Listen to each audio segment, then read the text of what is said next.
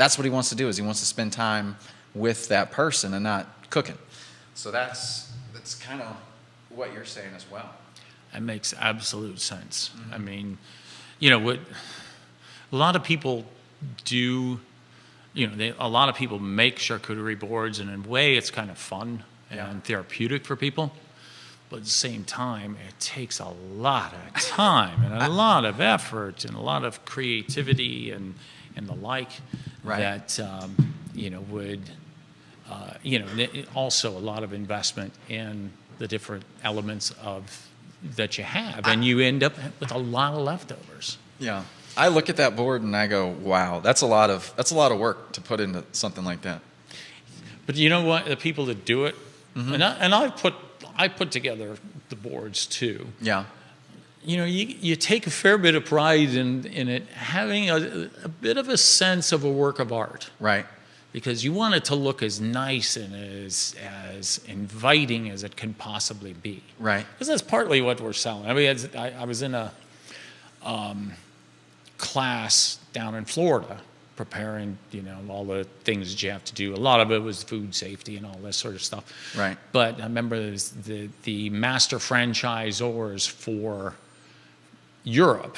They're from literally the south of France on the what is it, the Côte d'Azur, that they called it, we sell conviviality and simplicité.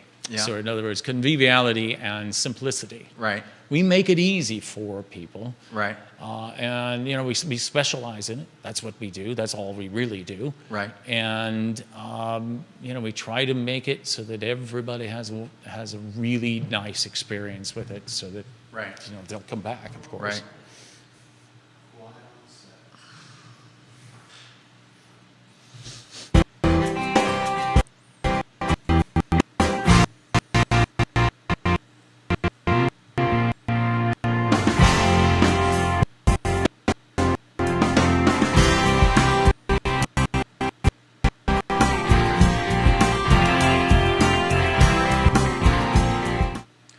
Welcome, ladies and gentlemen, to the show. Hi, I'm your host, Kyle Miller, and today we want to bring another story from another entrepreneur that's from Charlottesville, should I say in Charlottesville, not necessarily from, that is doing some pretty cool stuff. Interesting how he's building up this business, the services that he offers, and I just want to go ahead and share his story in the journey, because that's what entrepreneurship is. It's a journey. It's a one step in front of the other, overcoming obstacles, overcoming things that pop up that you weren't necessarily looking forward to. And with that, I'd like to welcome Jim Allen. Jim, welcome to the show. Thank you for inviting me to join you. Now, the business that you own, the business that you started 2 years ago. No. Two? It was September of last year. September of last year. I'm already thinking I'm in 2024. So it's called Gray's Craze. Right. Right? So tell me a little bit about that. Gray's Craze is a charcuterie board shop. Okay. We like to say we sell, as some of our French friends call it, conviviality and simplicité. Conviviality, joy as well as simplicity. Okay. We do, a lot of people put together charcuterie boards. Mm-hmm. They like doing it. It's therapeutic. It's fun, but it's also very time consuming, and it's a bit, it's a bit labor intensive. Yeah. And especially if you're doing it every once in a while. I do woodwork. I put on a roof on the little lean-to shed this past summer. Right. I used to put on roofs all the time, but I don't do it anymore. Occasionally I do it. Every time you do it, you have to relearn it. Right. And same sort of thing here. But we're specialists in it, and we're at the corner of Preston and Ridge McIntyre, right next to Millie's Coffee. Okay. And we are happy to be open now. Yeah, that's awesome. That's awesome. So, how did you decide to get into this business? I mean, what was it? Is it some I just love charcuterie boards, or is it, hey, this is something that I think that would be beneficial to the community? Well, actually, when I was talking the idea was broached to me by a professional coach. Uh-huh. And he said to me, what do you think about charcuterie boards? I said, charcuterie what? I had no idea what he was talking about. Right. But, we were kind of thinking about doing this. My wife and I were talking about doing something together. Right. She had often been saying to me that, we need to take, you need to take risks to be able to do well. And right. So, we can talking about doing this together. And I went down and I mentioned this to her. And she had just received a book on charcuterie boards from a friend of hers, and just maybe a month or two before I had heard of charcuterie boards myself. Right. So she knew all about it. She knew what it was, and she was kind of interested in it and thought it was a good idea. That's interesting. Like, I see the word, and sometimes I'm scared to even say it. Right, charcuterie, but I've never built it, or I've never done anything. I've never necessarily ordered, but my wife has. She has gotten that stuff to have at parties. She has gotten that stuff to get set up, and I always eat it, right? And it's always great food. I'm always, what's this? I'm always trying new things with it too. Is that what you typically find? Like, who's the buyer that comes in and orders from you? I think the expectation that we have, and we've talked with others about this, that, it's probably, it's like my wife would be the one that would order it. Right. I would go for fried chicken or barbecue. Right. She would go for a charcuterie. Right. She buys a charcuterie. I'll eat most of it. It's just the way it is. Right. And I expect it's probably the same way with you. It's probably the same way in many cases that's the way it is. But I wouldn't say that all of our customers have been women, or some that men come in and they're quite interested in it for some of their holiday events for their organizations, and so it's kind of a mix. So you do business parties and things like that as well? Oh, very much so. Yes. Okay. That's really, I kind of think when we get our business model sort of squared away, it'll be maybe 75-25. 75% of the transaction come from retail or regular consumers. 75% of the revenues will come from the commercial side of things. Gotcha. Gotcha. And so I'm assuming there's all different sizes that you can order and just different packages. Is that how it works? Yeah, we've got everything from, you can buy these little, we call them charcuterie cups. They're a little cup that's kind of almost a snack. Okay. For one person. We also have a grab and go, which is for one person. It's kind of a very small charcuterie board. Okay. You also have I wish I could. All of a sudden, the names are escaping me, but it's like, let me see, it's the Lone Grazer. The Lone Grazer sounds like it's for one person. It's really for two. Okay. But then you go all the way up to the large boards, which will serve anywhere from 10 to 12 if they're eating, if they're, as my father used to say when my brothers and I were young, if we're on full feed, there are probably only 10 of us.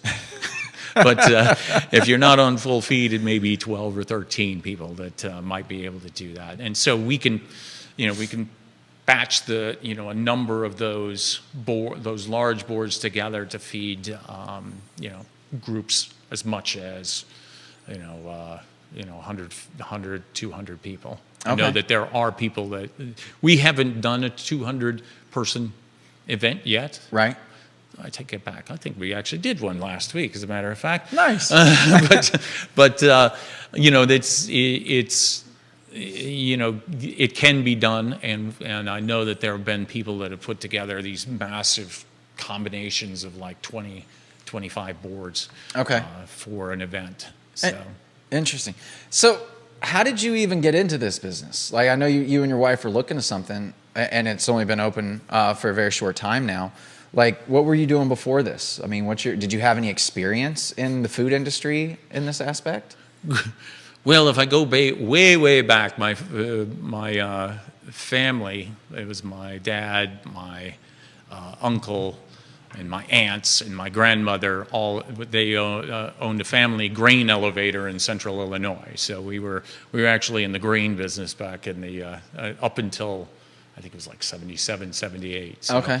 Long time before most anyone listening to this has been born, but but nevertheless, you know, we were in the food business back then.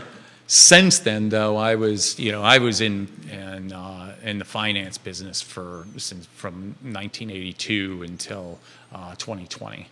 Okay. And so I was done a lot of things, both on the analyst side, on the journalism side, on doing things like I did just most recently. I was doing advocating on financial market regulatory proposals and ideas coming from Congress and the SEC, as well as from regulators overseas and the like. So my focus has always been on finance, and mostly on banks, things along those lines. So this is a bit of a change, but it was a change when I started in investment banking, left that, went back to grad school, got a master's degree in journalism, mass communications, spent about a decade of, with the vow of poverty that I'm still paying for, and in journalism, but and then went to, and did the regulatory advisory thing. So, do you think that anything that you learned throughout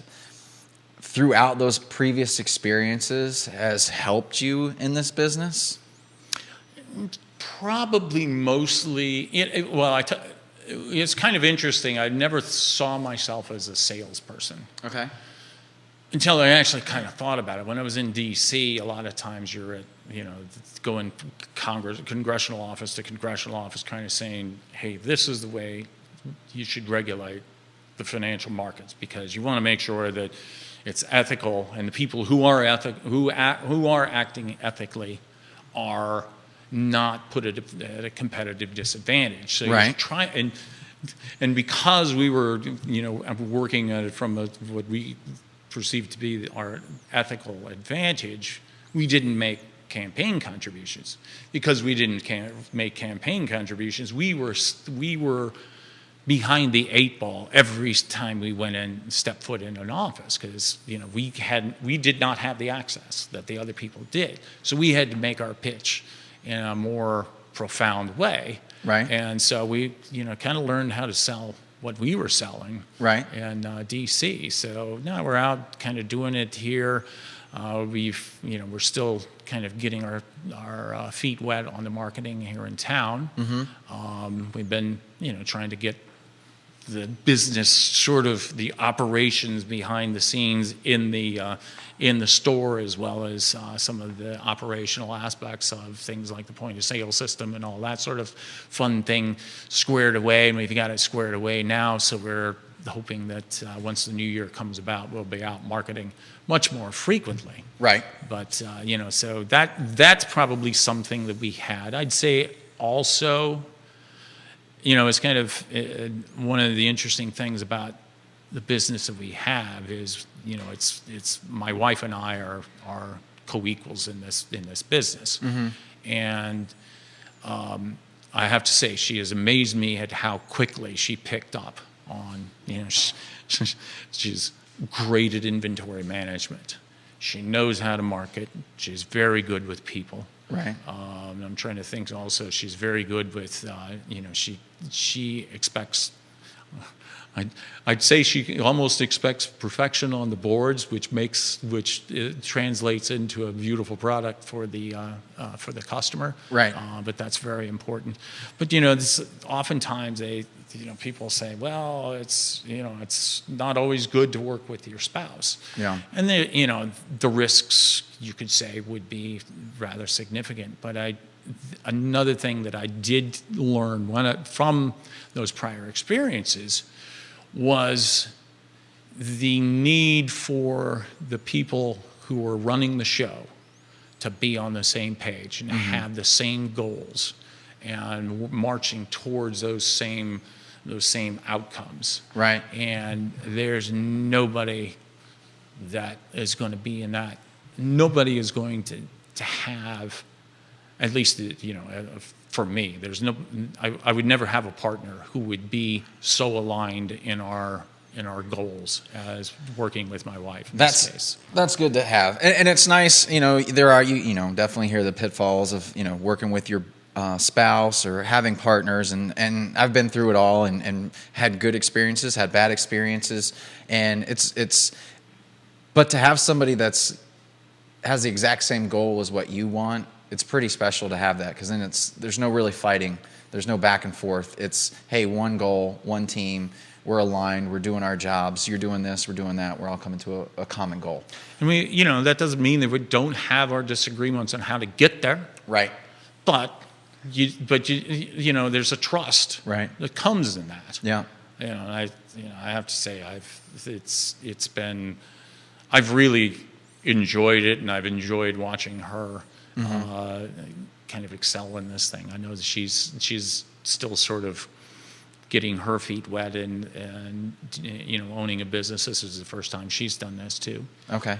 But she's good at it. Well, business is business, right? It's the different aspects of it. There's the product. There's marketing. There's fulfillment, and you can plug that in each different type of business, and it just has different mechanisms of how it works, right? But it's pretty much the same concept of all of that. And you've looked at a lot of different things and analyzed a lot of different things. I'm sure you were able to kind of look at this and see, man, there's an opportunity here. And I think Charlottesville's like prime for this type of business. Yeah, I think you're right, and that's one thing. Kind of going back to, it's like my wife she's always had a bit of an entrepreneurial spirit to it too. She used to work for a winery, a berry winery, back in the 90s. And, the guy had all this wine at the end of the day that kind of went to waste. She said, I tell you what, why don't you let me take that and I'll make jam out of it. Made the jam out of it. People loved it. And that was a new line of business for him. Right. He started, she was starting to say chocolate to go with this wine, and a different kind of food to go with that wine. So she was kind of working on that scale. But Charlottesville, like you say, it's really kind of a unique oasis. Charlottesville? Yeah. I mean, I've lived in a number of college towns, right? I've lived in Austin, Texas. I've lived in Madison, Wisconsin. I've lived here. This is probably the most unique of the bunch. Actually, I take all three of them are unique in their own way. I'd say that that we've lived here for 27 years kind of suggests that we kind of prefer this one. Right. That being said, I'd love to be able to go back to watch University of Texas football in Austin, but that's kind of a long ways away. But no, Charlottesville is a great place because you've got a lot of the, how would you say, the accoutrements, the events that you might find in a larger city like maybe Madison or Austin. But it's maybe it's not on the as grand a scale as in those places, but it's still here. Yeah. I mean, you got the Fox Field and the races out at Montpelier, right? I got the right. I've only lived here 27 years. Right. I haven't figured that one out yet. And I haven't been to any of the races ever. I've been to one of them many years ago. But in fact, one of our first sales was for somebody that went out to the races out of Montpelier. Yeah. And my wife and I have oftentimes talked, because one of our sons goes to one son goes to Purdue in engineering there, and the other son is in engineering at the University of Kentucky. If we were to buy a franchise outside of Virginia, right, we'd buy one in Indianapolis because they've got the raceway there. They're always having events, and they always have the hospitality tents. That's what's going on at Fox Field. That's what's going on at Montpelier. That's what's going on for the UVA football games as well. Right. And they're doing that for that. They've got football games for in Indianapolis for the Colts and things along those lines. You go to Lexington, Kentucky, and they've got the horse races going on. Right. And it's just it's those kinds of places I think are perfect for charcuterie boards. You take it, go, and you just kind of pick and eat, and you never get too full, but you also never get very hungry, and therefore it's actually quite good for you. Right. Do you have any partnerships with any local businesses or anything like that you're working, or? Well, we've just started to. I hope they don't mind my saying so, but Porsche is at their store. They've started to use some of our boards on 3 days a week. So it's kind of nice. Yeah, I love Porsche. I'm an auto racing fan. I love it. So yeah, absolutely. What's not to like about it?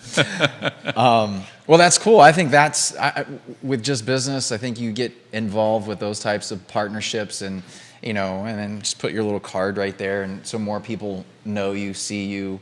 Can be involved. They see actually the product and not just something that's on TV or on the screen. Right. Yeah, I mean we're looking at.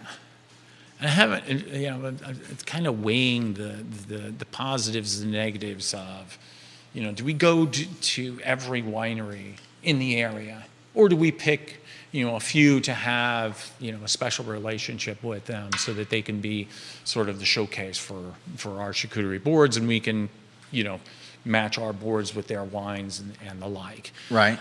That's one thing we're still sort of bandying about and not quite sure how we're going to end up on that score. Yeah. But we also are talking about working with we got a friend from in town here, works at Darden, whose son's a sommelier, and did I pronounce that correct?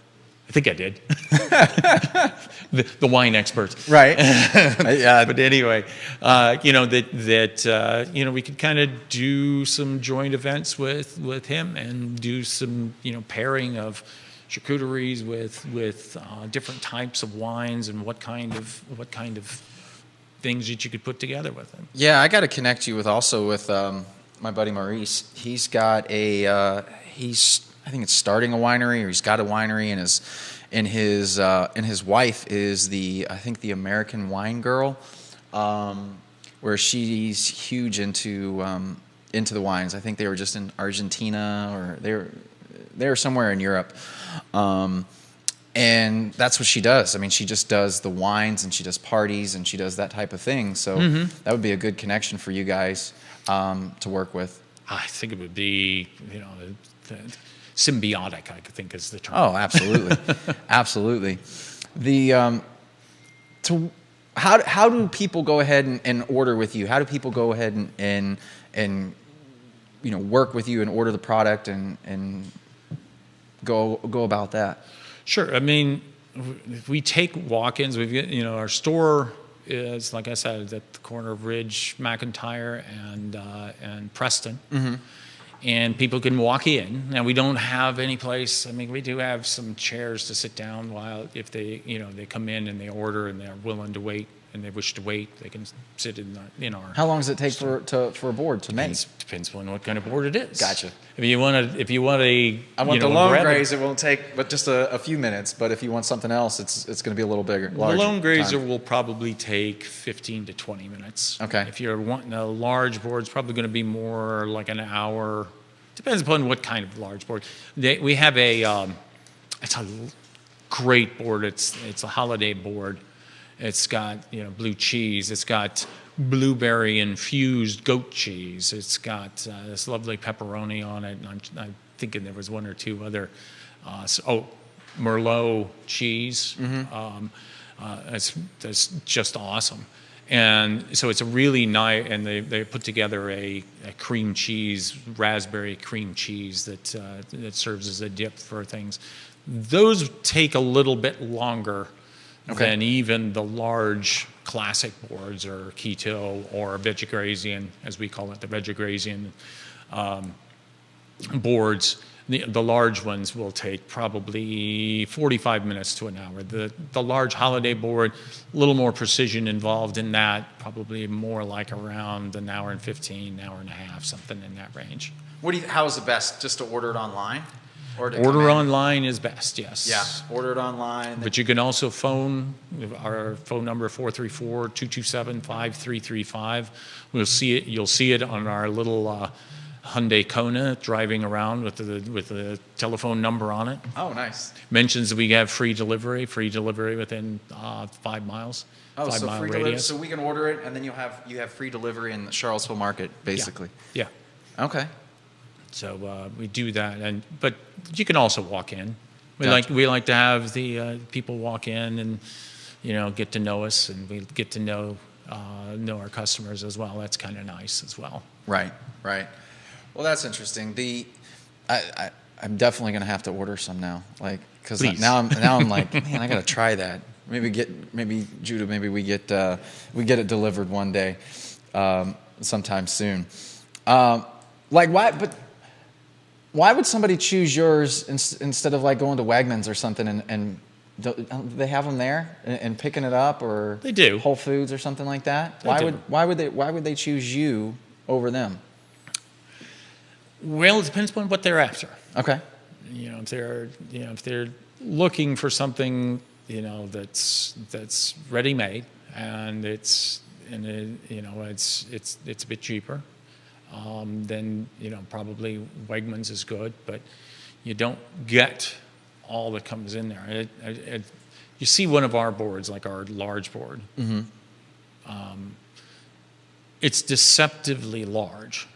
Okay. Because there's so much food on that thing. Right. There really is. And it's amazing how much you can get out of it. I think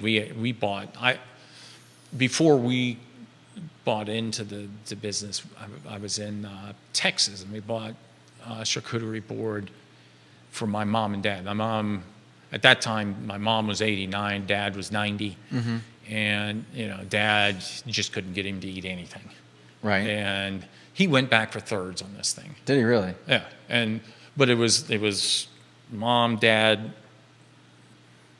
Mom never lost her appetite during that period, but she lost it later on. But it wasn't during that period. She liked that. She's always liked that sort of thing. It was two of my sisters and myself, and we had plenty that night. And Dad went back for thirds. I probably went back for thirds myself, and then had more for the next day as well. So there's a lot of food on it. So it's the questions, why us versus them? Well, you get more food. It's also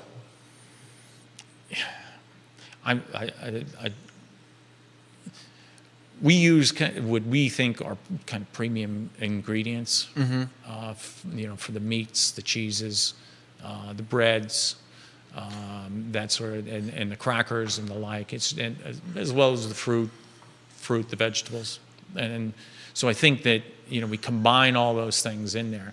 I think the traditional charcuterie is mostly just meats, and I think at like.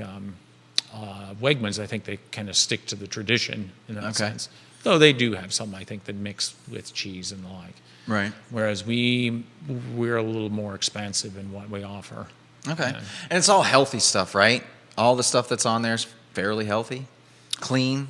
Like, where does the meats come from? Where does the cheeses come from? Are they specific to this area, or are they specific to like? Do you have like certain vendors and stuff throughout the United States? Where does it all come from? Well, we use sort of some local vendors like Cisco. It's not a local vendor, excuse me. It's sort of a national vendor, but they're top quality, and they've got the ability to pick out, and find and be able to source us with the kinds of higher end cheeses, like that Merlot cheese that I was telling you about, right. The blue cheese and all that.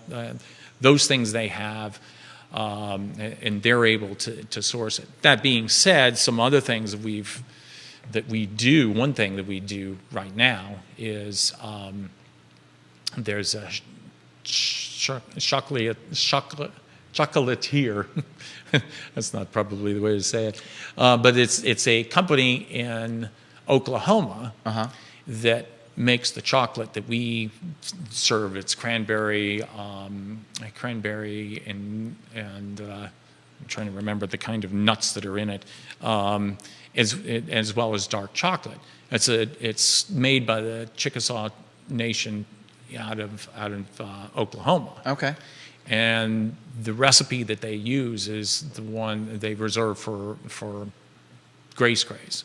So we have that. It doesn't melt at some of the lower temperatures. So it takes a higher temperature to melt. It does sort of, how would you say, sweat if you put it in the fridge. So you just kind of want to leave it at room temperature or something like that. But that's there. We're looking at, we have, we're looking at sourcing some things like maybe goat cheese here in town. Okay. Not in town, in the area. We know a gentleman down in Scottsville that does goat cheese that we've talked with him for years about doing things like that. So that would be one. We're also looking at, maybe trying to find some other companies that maybe we can do some what do you call it? Some partnerships on some of the sourcing material. Yeah. Well, I love it. I love the whole thing about how you're running the business and how, like, what you guys provide. Sorry, guys, we got the ambulance or something going by. But what you guys are doing, it's cool. I like the food. I like the model. Are you guys doing any charitable events or anything like that as well with the communities? We work with Seville Radio and Seville radio stations and Z95 for the Teacher of the Month program. Okay. We're one of the key sponsors there. Okay. We also work with a couple of churches. We're looking at, I know one of the schools where our boys went to school is looking at doing a capital campaign. Okay. And we're probably going to be working with them on some of those, helping them with their events while they try to raise some money as well. So, well, that's awesome, Jim. I think it's cool. Like I said, what you're doing, I like the Grace Craze. I'm definitely going to get aboard. Website to go on to? How do they find you? Again, you're on the corner of Preston and Ridge McIntyre. Ridge McIntyre. I don't know why, but I have a block in my mind that I cannot say that word. But yes, it's Ridge McIntyre in Preston. Okay. And walk in or online, where do they find you at online? www.gracecraze.com, and specifically search for, probably ask you what your zip code is, 22903. Gotcha. And that will take you to us, and it'll show you what we have. It'll also show you the ingredients that we have on our boards and the like. Okay, awesome. So guys, if you're interested in Grace Craze, which I am, I'm actually going to get aboard. I'll surprise my wife with that. Hopefully she's not watching, so she won't know it's coming. But go check them out. Jim, it's been awesome having you on the show. Your financial, background, kind of everything that you've done and where you're headed at, and to build this business and provide a service to the city of Charlottesville and the surrounding areas. I definitely think it's probably an up and coming, thing. I don't know too many other businesses that are kind of geared towards that. So I think it's pretty cool. So guys, check them out. Grace Craze. You can find them on Facebook. You can find them on Instagram too. I looked them up to kind of see some of the boards. Go to the website. You will see what they have there. Share this podcast if you enjoyed it. But check them out. Definitely. Jim, thank you so much for coming on, sharing what Grace Craze is all about, what you guys are doing, the charitable donations and stuff that you're giving as well. I appreciate you on that. I'm a huge proponent in giving back to the community, giving back to individuals, and helping people with a step up and a hand up, not a handout, right? That's what I like to do that. So with that said, guys, enjoy. This is the 21st, so Christmas is Monday. Enjoy Christmas, and we will see you in the new year. Thank you so much, and happy 2023, and happy New Year to you. And thank you for what you do, and thank you for the invitation. Thanks.